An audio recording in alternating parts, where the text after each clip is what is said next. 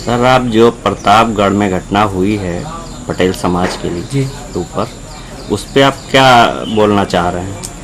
मैं अपने समाज के जो नेता हैं, जैसे स्वतंत्र देव सिंह हैं, मुकुट बिहारी वर्मा जी हैं, बाराबंकी में बड़े बड़े नेता हैं, जो भी जितने भी समाज के नेता हैं, उनसे मैं कहना चाहूँगा कि वो अपने समाज के लोगों के ऊपर हो रहे अत्याचार के लिए एकजुट हो जाएं।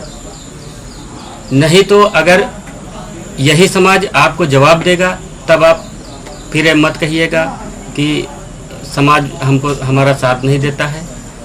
प्रतापगढ़ की इतनी बड़ी घटना हो गई, किसी न्यूज़ चैनल ने नहीं दिखाया, किसी इलेक्ट्रॉनिक मीडिया, प्रिंट मीडिया द्वारा नहीं दिखाया गया।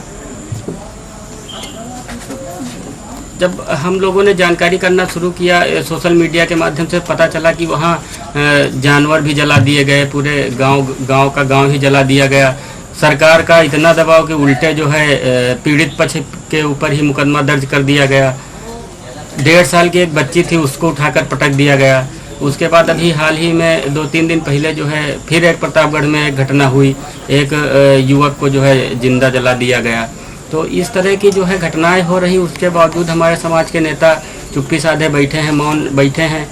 तो वो इसलिए नहीं बोलते, कहीं उनके जो है नेता जो जिस पार्टी से वो जुड़े हुए हैं, कहीं उनके नेता जो है उनसे नाराज़ न हो जाएं, उनके पद न चले जाएं। तो अगर आप लोग पद, प्रतिष्ठा और पैसे के लालच में जो है समाज को बेचने का काम कर रहे हैं, तो ये जो है 2022 जब यूपी विधानसभा का चुनाव आएगा तो बहुजन समाज, पिछड़ा समाज, कुर्मी समाज आपको बहुत ही अच्छे शब्दों में जवाब देगा।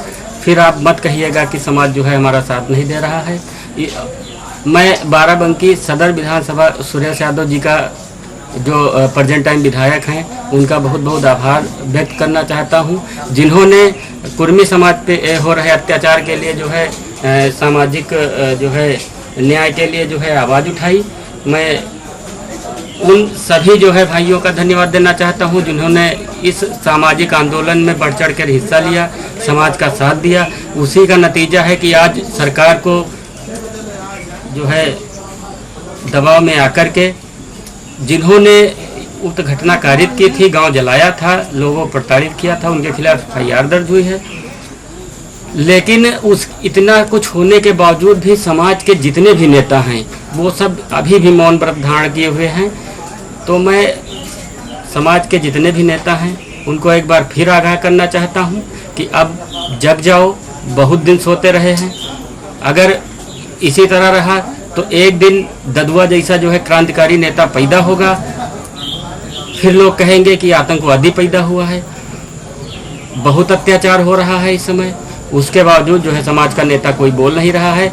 जो जैसे सुरेश यादव जी बोले तो हमने जो है जब सोशल मीडिया के माध्यम से उनको धन्यवाद दिया तो कुछ हमारे ही समाज के, कुर्मी समाज के ही लोगों ने कहा कि वो राजनीति कर रहे हैं।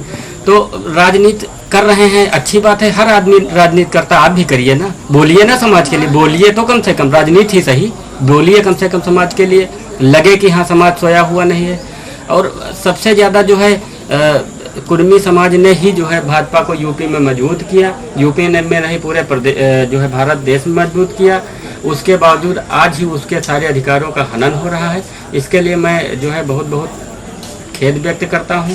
और युवा जो हमारा संगठन है युवा अधिवक्ता मंच, उसके माध्यम से हम लोग एक आंदोलन कर रहे हैं। एक कुर्मी युवा महासंघ है, वो 11 तारीख को जो है विधानसभा का घेराव कर रहा है। हम लोग उसमें पूर्ण समर्थन दे रहे हैं। इसी के साथ मैं अपनी बात को समाप्त करता हूँ। आपका नाम क्या है? मेरा नाम आलोक यदुवंशी, एडवोकेट। आपसे सवाल है कि प्रतापगढ़ की जो घटना हुई है उस पर आप क्या कहना चाह रहे हैं? कहना सिर्फ इतना है कि जितनी क्रूरतापूर्वक हमला किया गया हमारे पटेल समाज पे ही नहीं, ये हमारे पिछड़े वर्ग पे पूरे को ये प्रभावित करता है। और इससे हम लोगों को जो मानसिक क्षति हुई या हमारे समाज की जो क्षति हुई, इसकी कभी पूर्ति नहीं किया जा सकता। जैसे जिस प्रकार जानवरों को जला दिया गया, इंसान इतना हैवान हो गया है, इंसानों को कितनी बुरी तरीके से, कितनी बर्बरता से उनके साथ सुलूक किया गया, उनको मारा गया, पीटा गया, जानवरों को जला दिया गया, उनके घर जला दिए गए। एक छोटी सी परी थी नन्ही सी, उसको उन्होंने ज़मीन पर फटक कर मार डाला। उनके अंदर दया नहीं आई। तो इससे हमारा ओबीसी समाज, हम ओबीसी समाज के लोग एक क्रांतिकारी इस पर धरना देंगे अपने युवा अधिवक्ता मंच उत्तर प्रदेश संगठन की तरफ से। हम लोगों ने इसके लिए विचार बना लिया है और कोई भी मीडिया, वो चाहे इलेक्ट्रॉनिक हो, प्रिंट मीडिया हो, किसी मीडिया ने इस पर कोई इनिशिएटिव नहीं लिया। जैसे कि हम लोग इसके बारे में सरकार को भी इन्वॉल्व करना चाहेंगे कि सरकार की सोची समझी साजिश है इसमें, कि जिससे सरकार को भी बोलना चाहिए था और कहना चाहिए था, बताइए इतना बर्बरता होने के बावजूद भी किसी का एफआईआर न लॉन्च हो तो कितनी बड़ी बात है।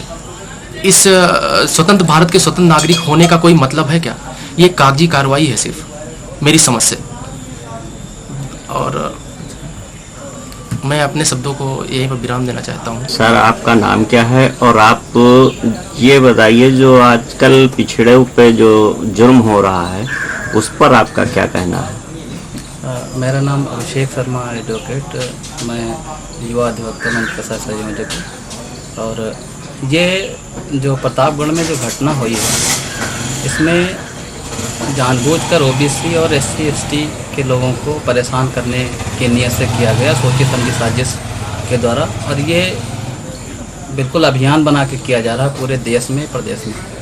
मैं इस घटना की बहुत बड़ी निंदा करता हूँ। और हमारे समाज के जो नेता हैं, जो मंत्री हैं, ठीक है, उनके लिए मैं इतना कहना चाहूँगा कि कम से कम अपनी उस जनता पर तो कम से कम इतना रहम करो कि जिसने तुमको चुन के भेजा है। जिस कुर्सी पर बैठे हो उस कुर्सी के नीचे आग मत लगाओ, नहीं किसी दिन आग इतनी बढ़ेगी, ना कुर्सी रहेगी, ना तुम रह जाओगे। अगर अपने आप को संभालना है तो कम से कम जिसने तुम्हें इस कुर्सी पर बैठाया है उसकी रक्षा करो।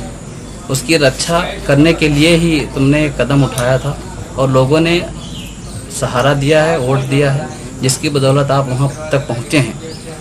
वहाँ पहुँचने के बाद आखिर क्यों नेता अपनी जनता को भूल जाता है, समझ में नहीं आता।